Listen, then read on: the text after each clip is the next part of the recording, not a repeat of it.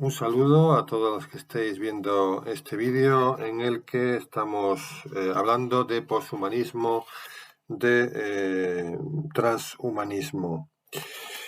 A partir de una entrevista publicada en el digital La Voz de Medina Digital el pasado 26 de diciembre, donde se está hablando de un libro recientemente publicado cuyo título es Pensar la antropología en clave posthumanista. Hemos comentado ya algunos párrafos de esta entrevista y vamos a continuar con nuestro trabajo. A continuación leemos lo siguiente. La teórica feminista Karen Barad considera el poshumanismo una ontoepistemología. Es ontología porque representa una particular forma de entender la realidad. Es epistemología porque íntimamente ligada a esta forma de entender la realidad. También hay una particular conceptualización de cómo se accede al conocimiento. Y a su vez, el poshumanismo también implica un determinado posicionamiento ético. Es decir, es un gran relato con toda la ley, es decir, es un gran relato como puede serlo el marxismo, como puede serlo el psicoanálisis, como puede ser la antropología de Lévi-Strauss. Por tanto, esta idea de que la posmodernidad es el paso del gran relato al pequeño relato, bueno, pues desde luego aquí deja de tener vigencia. Es un gran relato, es una cosmovisión y prácticamente casi una religión, podríamos decir. Se plantea la pregunta, ¿cuál sería la diferencia con el transhumanismo? A pesar de que el poshumanismo y el transhumanismo comparten espacios en lo que se ha denominado la condición poshumana, el primero se basa en una crítica reconstructiva de la ontología y los valores humanistas, mientras que el segundo consiste en aquella filosofía que aboga por el uso de las nuevas tecnologías para superar las limitaciones biológicas de los seres humanos, pero que desde el punto de vista conceptual asume críticamente conceptualizaciones y valores humanistas sobre la especie humana. Bueno, si hablamos de la condición poshumana, estamos negando la condición humana. Por tanto, llamar poshumanismo o transhumanismo es un poco confuso. Probablemente haya que hablar de antihumanismo. Y es curioso revolverse el hombre contra sí mismo, ¿no? Es decir, es una especie de suicidio epistemológico, ¿no? Si queremos utilizar terminologías filosóficas. Las limitaciones biológicas de los seres humanos. Limitaciones biológicas, ¿qué significa? Significa enfermedad, significa no aceptación de la naturaleza humana. ¿Qué significa limitaciones biológicas? Habría que investigar en ese concepto.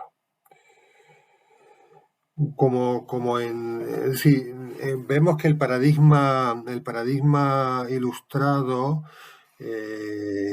el paradigma antitradición sigue vigente, ¿no? Parece que asumir concepciones previas es no ser crítico. O sea, ser crítico parece que significa refutar todo lo anterior, es decir, hacer como la Revolución Francesa, hacer como el romanticismo impugnando la mímesis, hacer como el marxismo impugnando prácticamente toda la historia antes de llegar a él. Es decir, es una vez más el adanismo, una vez más la rebeldía adolescente contra lo dado, una vez más es el asesinato del padre, ¿no? Parece ser que ser crítico es ser narcisista solipsista. Parece ser que ser crítico es poseer un yo romántico salido de madre. En cualquier caso, cualquier juicio debe ser examinado por la razón de modo cuidadoso. estas proclamas de novedad, de modernidad, de iluminismo, no deben impresionarnos. Es decir, no debemos caer en la novolatría o en la cainolatría, ¿no? En el culto a lo nuevo, ¿no? El culto a lo nuevo es probablemente algo, algo propio del niño, del adolescente, ¿no? Que necesitan de lo nuevo como estímulo vital, pero cuando la persona madura, se da cuenta de que lo importante no es lo nuevo, sino lo bueno, ¿eh? Es decir, lo bueno que está en el pasado o en el presente, ¿no? Es decir, lo bueno es atemporal, ¿eh? Bien, se le hace esta pregunta. En el prólogo mencionáis la crisis de relevancia de las humanidades. ¿Qué aportaría este nuevo enfoque ante esta problemática? Son varias las razones por las que las humanidades han ido perdiendo relevancia. Una de ellas es sin duda el hecho de que los valores neoliberales actuales no concuerdan mucho con lo que puedan ofrecer las humanidades, ¿eh? Los valores neoliberales actuales, ¿no? El neoliberalismo es como el nuevo demonio, es el nuevo demonio de esta reencarnación marxisto-freudiana, ¿no? Estas grandes religiones alternativas, como el marxismo, como el psicoanálisis, como la antropología de Lévi-Strauss, forjadas por judíos, son negativos de la escatología judeocristiana o quizá más específicamente judía. En cualquier caso, son mesianismos ideológicos, pero que tienen el mismo esquema judeocristiano, es decir, pecado original, diablo, paraíso, ortodoxia, heterodoxia, etcétera, etcétera, ¿no? Es decir, son los mismos perros con distintos collares, pero, digamos, forjados por materialistas ateos, ¿no? Los valores neoliberales, es decir, actualmente la palabra neoliberal es una especie de cajón desastre en el que toda la progresía, digamos, cifra el diablo, ¿no? Es decir, ¿qué es el neoliberalismo? ¿No? Pues no se sabe. En principio es todo lo malo, ¿no? Es todo lo malo a lo que hay que, apedrear. Entonces se dice aquí que el humanismo ha fracasado porque los valores neoliberales actuales no concuerdan mucho con lo que pueden ofrecer las humanidades. ¿Y quién representa los valores neoliberales? Porque fue el Partido Socialista Obrero Español el que con la LOCSE o la LODE al principio asestó un golpe tremendo, fuerte a las humanidades. Entonces, quitó el latín como obligatorio, por ejemplo, en el bachillerato español. Había un año obligatorio y lo quitó. Eso lo hizo el PSOE. ¿El PSOE entonces es neoliberal? No lo sé. Pues probablemente sí, ¿no? Pero otra, no menos importante, es que las humanidades no han sabido adaptarse de todo a los vertiginosos cambios que experimenta el mundo. O sea que la misión de las humanidades es adaptarse. Bueno, yo creía que la misión de las humanidades era criticar, examinar, no adaptarse. En el libro Nuevo Humanismo para la Era Digital leemos lo siguiente. Es bello contemplar cómo los surfistas navegan con sus tablas sobre las crestas de las olas. Menos vistosa es la tarea del timonel que surca los mares en una dirección. Ambos personajes se mueven en un mundo cambiante, el mar, pero uno sobrevive a los cambios y otro, en cierto modo, los domeña, subordinándolos a su objetivo. Pescar, hacer una travesía, arribar a un puerto. El surfista y el timonel simbolizan dos actitudes diversas ante el movimiento. El surfista se adapta a los cambios. el timonel los gobierna o los intenta.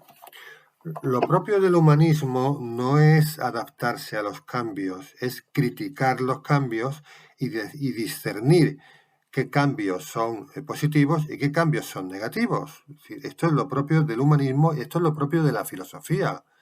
Lo de adaptarse a los cambios es un concepto mercadotécnico, es un concepto consumista, es un concepto acrítico. Entonces,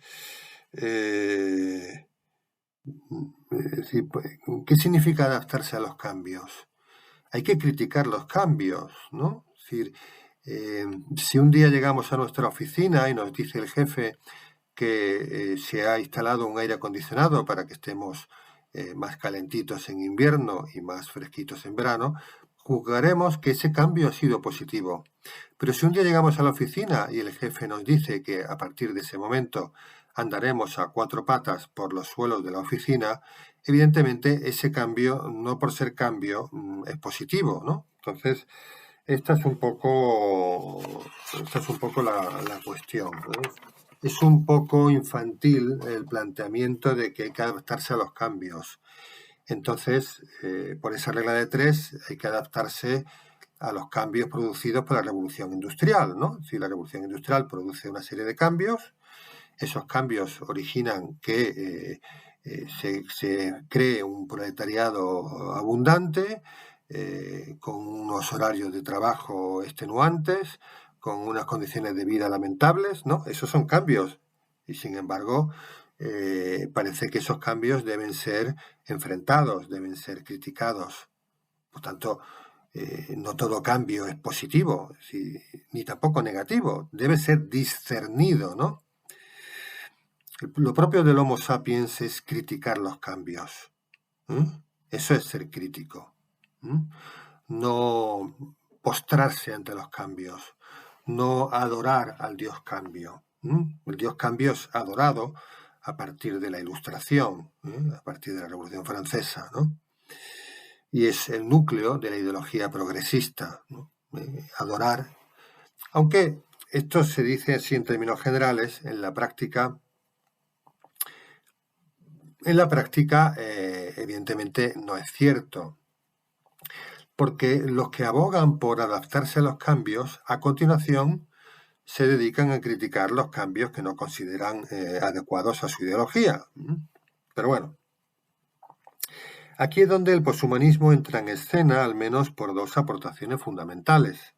En primer lugar, por la crítica profunda y proposición de alternativas que hace a cuestiones conceptuales que constituyen las bases del humanismo, ¿no? Aquí vemos el carácter enormemente metafísico del poshumanismo, el carácter profundamente de gran relato, ¿no? Es decir, porque hace una crítica profunda a cuestiones conceptuales que constituyen las bases del humanismo. Se está moviendo en el plano de la metafísica, se está moviendo en el plano del gran relato.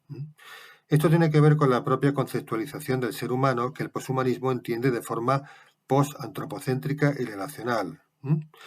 Está muy bien lo que entienda el poshumanismo, lo importante es que el poshumanismo lo argumente, lo demuestre, lo razone, ¿no?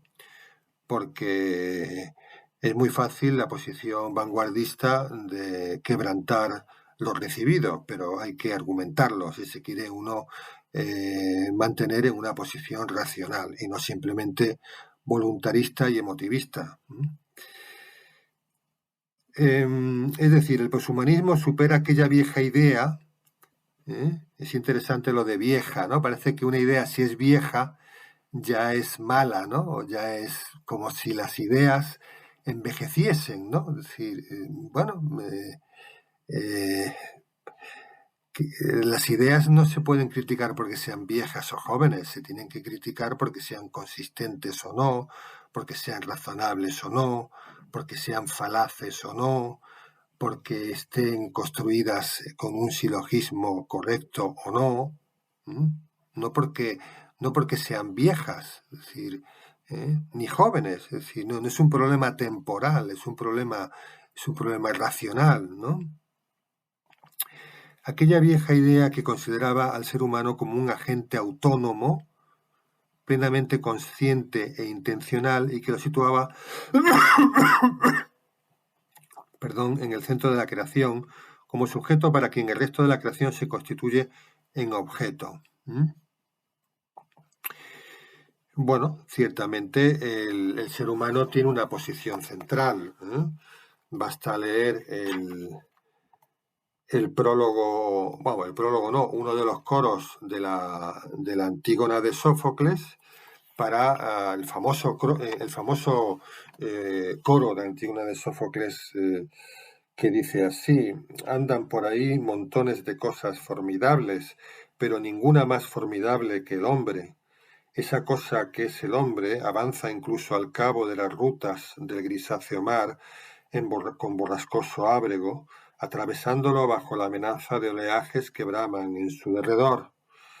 Y a la tierra, óptima entre los dioses, inagotable e infatigable, la va desgastando al voltearla sus arados año tras año y cultivarla con la raza equina. Y el circunspecto hombre echa el lazo a la familia de los pájaros de prontos reflejos y se los lleva, y también la estirpe de las fieras salvajes y las marinas criaturas del océano con entramadas y bien trenzadas redes, y con ardides consigue dominar la agreste fiera montívaga y ha de llevar a someter al yugo que circunda la testera, al caballo cuyas crines caen a uno y otro lado del cuello, y al indómito toro de los montes. Y aprendió por sí solo el lenguaje, las ideas etéreas y los comportamientos que imprimen un orden a las ciudades, y a esquivar los dardos de las escarchas que dificultan la estancia a la intemperie, y los dardos que conlleva una molesta borrasca.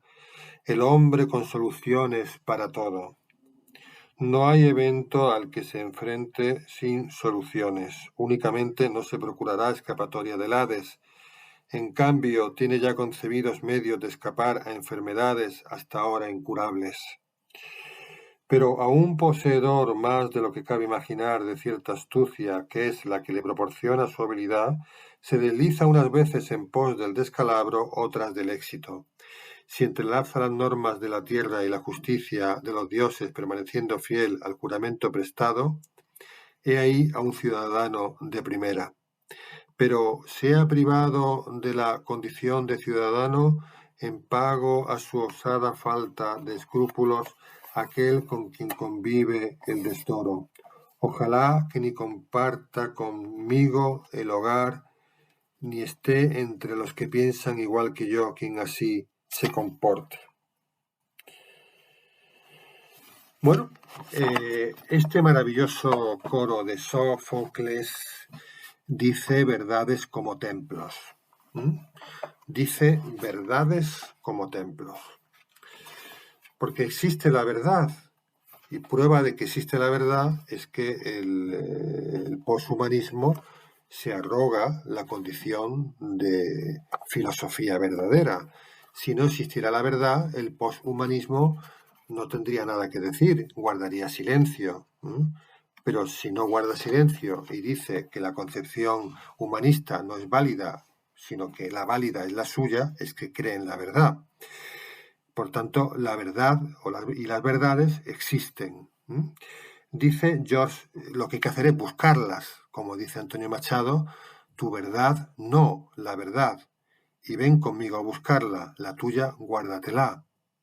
Y además, como dice de una manera muy inteligente Joseph Ratzinger, la verdad no se posee, sino es más bien lo contrario. Es la verdad la que nos posee a nosotros. Por tanto, no se trata de estar en posesión de la verdad, sino se trata de descubrir la verdad, encontrar la verdad, salir al encuentro de la verdad o quizá mejor incluso dejar que la verdad salga a nuestro encuentro. Dice George Steiner en El castillo de Barba Azul: una cultura viva es aquella que se alimenta continuamente de las grandes e indispensables obras del pasado de las verdades y bellezas alcanzadas en la tradición. El hombre no es un ser más que corretea por la tierra. Eso es una negación de la evidencia. Eso es una filosofía de la ebriedad. Dicen que los borrachos dicen la verdad. Los borrachos no dicen la verdad. Los borrachos dicen lo que piensan, que es distinto. Efectivamente, el alcohol actúa como un desinhibidor y, por tanto, un borracho dice lo que piensa. Ahora bien, lo que piensa no tiene por qué ser la verdad. Lo que piensa puede ser un completo disparate. Pero sí, es cierto, está diciendo lo que piensa, ¿no? Por tanto, negar que el ser humano tiene una posición particular, especial, singular en nuestro planeta Tierra es negar la evidencia, es una filosofía de la ebriedad. El hombre no es un animal más, porque el hombre caza a los pájaros que vuelan, pesca a los peces que nadan, caza a los animales que corretean por la superficie de la tierra. El hombre es capaz de domesticar animales y ponerlos a su servicio, o es capaz de enfrentarse con animales salvajes. Ciertamente, a veces el hombre naufraga en sus correrías e intenta cazar a un animal y al final el hombre es el cazado, o intenta pescar y acaba ahogado, por supuesto. Pero el hombre, no siendo el animal, por así decir, más rápido ni más fuerte, sin embargo, es capaz de ejercer un dominio sobre los animales que vuelan, los animales que corren, los animales que nadan. Por tanto, eso le da una singularidad. Pero es que además el hombre resulta que habla, es decir, tiene un lenguaje. En principio, todos los seres animados tienen un lenguaje, tienen una comunicación, eso es evidente, ¿no? Ahora bien, la comunicación la comunicación del ser humano es completamente diferente. O sea, el lenguaje humano, la palabra humana, es abstracta, por tanto expresa un nivel cognitivo, un nivel intelectual completamente único. Bien, junto con eso se puede hablar de la capacidad organizativa del hombre, la capacidad legislativa, la capacidad civilizadora en el sentido de constitución de ciudades, con lo que significa la ciudad. Podemos hablar de la capacidad artística del ser humano, que es algo verdaderamente único y prodigioso, ¿no? Es decir, el hombre puede escribir el Quijote, el hombre puede componer la música de Johann Sebastian Bach, el hombre puede pintar la Capilla Sixtina, el hombre puede construir la Sainte-Chapelle de París. Sí, bueno, entonces, decir que el hombre es un ser como otro cualquiera es negar la evidencia, es emitir un pensamiento irracional, ilógico, ¿no? Es decir, que no tiene ningún fundamento en la realidad. Es una especie de caínismo, es una especie de suicidio intelectual y desde luego, desde el punto de vista racional, es completamente inadmisible, ¿no? Es decir, que el hombre es un ser, bueno, pues como otro cualquiera, ¿no? No, en absoluto es como otro cualquiera. Evidentemente que compartimos con los animales características, es evidente. Compartimos características con los mamíferos, compartimos características con todos los animales de una manera o de otra porque somos entes corpóreos. Evidentemente que hay una connaturalidad del hombre con el mundo en el que vive, con la naturaleza en la que vive, porque el hombre también es naturaleza. Pero eso no significa que al mismo tiempo tenga unas características que lo hacen completamente único, ¿no? Si el hombre es capaz de viajar a la Luna, es capaz de conocer el espacio, es capaz de hacer prodigiosos descubrimientos en el campo de las técnicas, en el campo de las ciencias y, por supuesto, en el campo de las artes. Y ese es el núcleo del humanismo, pero el humanismo simplemente lo que hace es reconocer la verdad. Esa es la verdad, es decir. Y otra cuestión muy importante que pone de manifiesto el coro de Sófocles es que el hombre es un ser moral. Es decir, se puede dirigir al bien y se puede dirigir al mal. Esto es lo que hay que considerar. Es decir, el hecho de que el hombre pueda llegar a maltratar a los animales, eso no significa que el hombre entonces sea un ser perverso. No, el hombre puede maltratar a los animales y puede cuidar de los animales. Por tanto, puede utilizar a los animales de una manera razonable o puede utilizar a los animales de una manera negativa. Bueno, si no queremos utilizar la palabra utilizar, pues usemos interactuar. El hombre puede interactuar con la naturaleza animada o inanimada de un modo razonable o puede interactuar de un modo execrable. Pero es porque el hombre es un ser moral. El hombre es un ser que día a día tiene que decidir si, digamos, va a cuidar el entorno o, por el contrario, va a buscar la satisfacción de su propio ego y a través de esa satisfacción de su propio ego va a erosionar todo lo que toca. Pero eso es una cuestión de su dimensión moral, ¿no? Bien.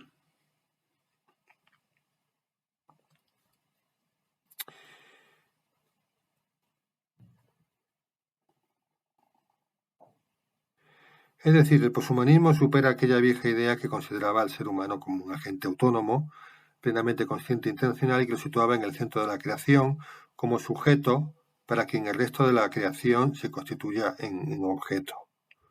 Es evidente que está en el centro de la creación y es evidente lo que dicen los humanistas clásicos y los humanistas renacentistas. Claro, el hombre es un mundo abreviado, por supuesto que sí, que es un mundo abreviado. En el hombre confluye lo microcósmico con lo macrocósmico, por supuesto que sí. En el hombre confluye lo terrenal con lo espiritual, por supuesto que sí. ¿Confluye lo corporal con lo racional? Por supuesto que sí, claro que sí. Claro que sí, claro que el hombre es un mundo abreviado. Claro que el hombre vive en un microcosmos y al mismo tiempo está abierto al macrocosmos. Claro que el hombre comparte con el cosmos muchos elementos y al mismo tiempo posee otros elementos que son capaces de comprender o, es decir, avanzar en el conocimiento del cosmos. Por supuesto que sí, que tiene una posición central. Es evidente desde el punto de vista racional.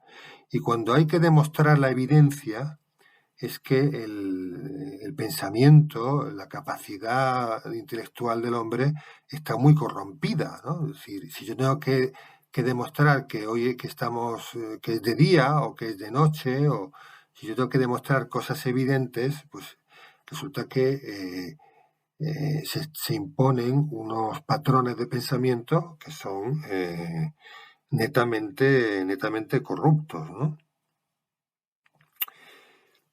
Bien, la pérdida de centralidad del ser humano, viéndolo como un punto más en una compleja red de relaciones, también ayuda a combatir el imaginario neoliberal, puesto que, tal como afirmaba Frederick Lordon, no se combate radicalmente contra este imaginario, sino se ataca su núcleo metafísico, su idea de ser humano. Bien, me alegra que esta filosofía muestre sus cartas metafísicas, me alegra que esta filosofía muestre su carácter de gran relato. Me alegra que esta filosofía se quite la piel de oveja de la posmodernidad como una época meliflua, ¿no? de pequeños relatos. La pérdida de centralidad del ser humano, viéndolo como un punto más, es una compleja red de relaciones también, en una compleja red de relaciones. Bien, considerar que el ser humano es un punto más es simplemente un razonamiento altamente defectuoso. A partir de una premisa altamente defectuosa no se puede no llegar a conclusiones altamente defectuosas. También ayuda a combatir el imaginario neoliberal. Aquí ya aparece Satán, ¿no? Aquí ya aparece el diablo de esta cosmovisión inversamente judaica, ¿no? Es decir, el demonio es el neoliberal, ¿eh? El neoliberalismo es el diablo que hay que combatir. Por supuesto, el mal y el bien nunca son personales, ¿no? Para estas filosofías de biblioteca, estas filosofías de Cartabón y de Escuadra, por supuesto que el mal o el bien nunca es personal, siempre es colectivo, ¿no? El Estado, el sindicato, la nación, la cultura, la lengua, la derecha, la izquierda, la burguesía, el proletariado, el neoliberalismo, el humanismo. Nunca nos encontraremos al hombre, a la mujer, desnudos ante el cosmos y desnudos ante el mundo, inclinados al bien e inclinados al mal. Nunca nos encontraremos a la persona.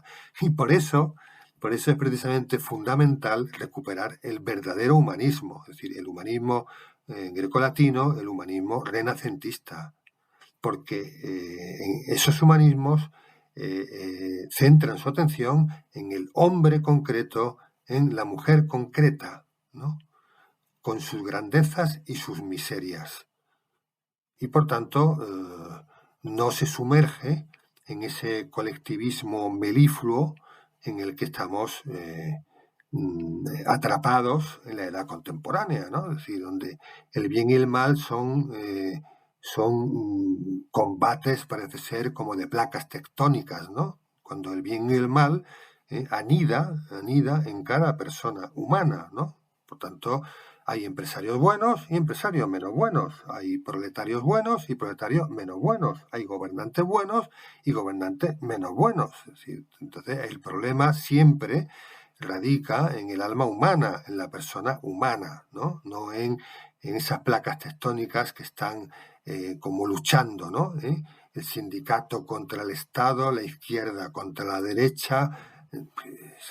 Es una es un mundo de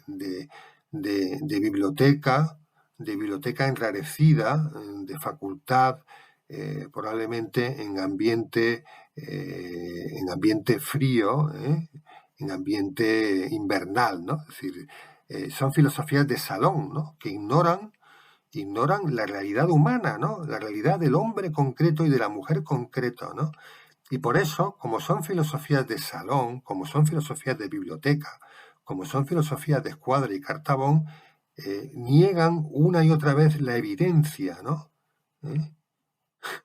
Es curioso porque la filosofía siempre había aceptado las evidencias sensibles y había argumentado las evidencias no sensibles. Bien, pues en esta fase de la historia, lo que hacen determinadas filosofías no es ya argumentar las evidencias no sensibles, sino lo que hacen es negar las evidencias sensibles, ¿no? Es una evidencia sensible que el hombre, el ser humano, tiene una posición central en el planeta Tierra, si queremos, ¿no? Si queremos no decir en el universo, vamos a decir en el planeta Tierra, ¿no? Es evidente que el hombre y la mujer y el hombre son diferentes. Diferentes desde el punto de vista corporal, diferentes desde el punto de vista biológico, diferentes desde el punto de vista psicológico, son diferentes. Diferentes no significa mejores o peores, significa diferentes, ¿no? Bueno, pues se niega la evidencia, ¿no? Y hay que argumentar la evidencia, ¿no? Que yo creo que cuando hay que argumentar la evidencia es señal inequívoca de una corrupción intelectual de considerable calibre, ¿no? Pero hay que hacerlo. O sea, lo que no se puede es callarse. Lo que no se puede es es no decir que uno ve al rey desnudo. No, mire usted, el rey va desnudo y el rey va haciendo el ridículo y va desnudo. Bien.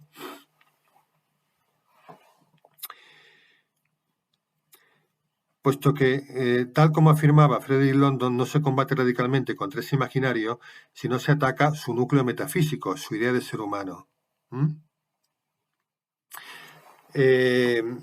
Es curioso, vamos a ver, una de las ideas, una de las actitudes centrales del pensamiento contemporáneo es el trastorno bipolar, ¿no? Antiguos, modernos, izquierda-derecha, tradición-progreso, todos es un trastorno porque es una falacia. Es una falacia porque no hay tradición sin progreso y no hay progreso sin tradición. Por tanto, escindir la tradición del progreso es una falacia. Es una falacia dividir el pensamiento político en izquierda y derecha por la sencilla razón de que no existen solamente dos maneras de organizar la sociedad ni de hacer política. No existen solamente dos, existen muchas maneras de hacerlo. Por lo tanto, cuando se agrupan en dos, lo que se está haciendo es un ejercicio de demagogia. Un ejercicio de demagogia con el objeto de obtener rentabilidad política, evidentemente. Porque si yo tengo cuatro contrincantes, pues tendré que responder a cada uno de los contrincantes. Pero si yo tengo solamente uno, es todo mucho más sencillo. Él es malo, yo soy bueno, vótame, ¿no? Que es fundamentalmente el núcleo, el núcleo político, ¿no? El pensamiento adolescente del trastorno bipolar izquierda-derecha es ese. El otro es malo, yo soy bueno, vótame. O sea, se ahorra mucha argumentación, evidentemente, se ahorran pues muchas páginas de filosofía escolástica medieval, se ahorra muchísimo, ¿no? Bien, pero es curioso porque por un lado se está hablando del humanismo renacentista, antiguo, ¿no? Como algo preterido, algo falaz, algo... Y por otra parte se está hablando del neoliberalismo. Entonces, da la impresión de que el neoliberalismo está casado, por así decir, con el humanismo, lo cual no es cierto, ¿no? Evidentemente el liberalismo, si queremos, pues claro que tiene elementos del humanismo, por supuesto, pero no son identificables. Y en otro momento de la entrevista veremos cómo se identifica a Descartes como si fuera un adalid del humanismo, cuando Descartes inaugura una nueva época, que es la época de la filosofía moderna, en la época del monólogo moderno frente al diálogo renacentista, del sistema moderno frente al corpus renacentista. Entonces, pero es interesante cuando tú quieres resultar como el nuevo Adán o como el nuevo Moisés que baja del monte y te dice la verdad, a ti te interesa que todos los anteriores estén como aplastados en una unidad. Te interesa decir que humanismo y Descartes es lo mismo, que humanismo, Descartes y liberalismo es lo mismo. ¿Por qué? Porque entonces todo el enemigo se agrupa en un único sujeto y tú muy fácilmente refutas todo lo anterior. Fijaos qué fácil es decir todo lo anterior es malo, es negativo, es equivocado, yo te voy a decir la verdad. Pues claro, eso se ahorra muchísimo esfuerzo.